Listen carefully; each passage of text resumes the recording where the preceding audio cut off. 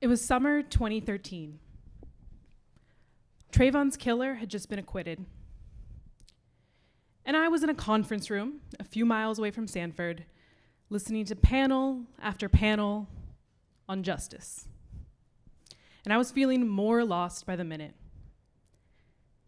But then my cell phone rang. On the other end were organizers from the Dream Defenders. They had a plan when the rest of us didn't.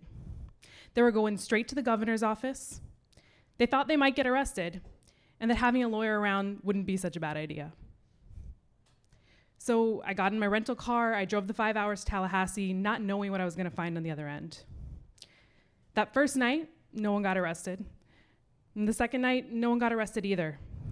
And it turned out they didn't need a lawyer to get them out of jail. But what we found out was that when you embed lawyers alongside young people, it would turn into a 30-day sit-in. Together, we found legal hooks that turned into radical organizing tactics. Drafted liberatory legislation on the cold marble floors of that Capitol. And when our legislators and our courts failed us again, we took those same demands all the way to the United Nations. I didn't know it at the time, but that call wasn't just an invitation to an action. It was a call back home to Florida, a call back to purpose, a call to ensure that our movements have the legal resources they deserve and that they need to thrive. And it was a call to us to start the Community Justice Project. When we started Community Justice Project over 3 years ago, it was a lonely landscape. We didn't have any blueprints to go off of, but we knew that we needed to be strongly rooted in Florida, resourcing organizing that was influencing national movements over and over again. In the South, we're operating in actively hostile political environments. The waves of white supremacy lash higher and stronger at our shores. And this is why we need to come up with creative and different ways of dealing with the complex challenges before us. Gentrification, overcriminalization, wage theft that is treated like a business plan. We simply can't afford to confine ourselves to courtrooms.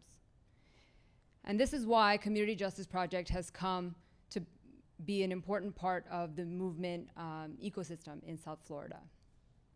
And we are charting a new path to legal work that is creating imprints all across the country.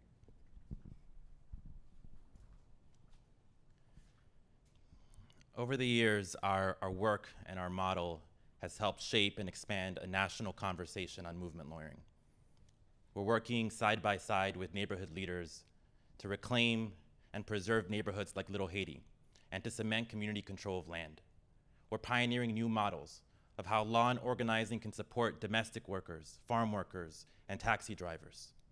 And when Miami became the first domino to fall to Trump's immigration threats, we co-designed legal strategies with frontline organizers to challenge ICE detainers.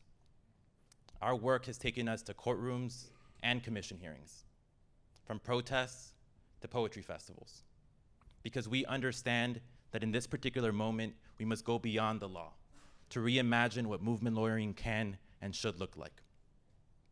And as an organization, we're continuing to evolve, to experiment, because we understand the problems facing us are complex and we don't have all the answers. And the odds against us are extreme. But we also know what's possible. Because when we resource movements at their local roots, and we place movement lawyers at the backs of organizers, our communities can go from occupying the state house to one day deciding who runs the state.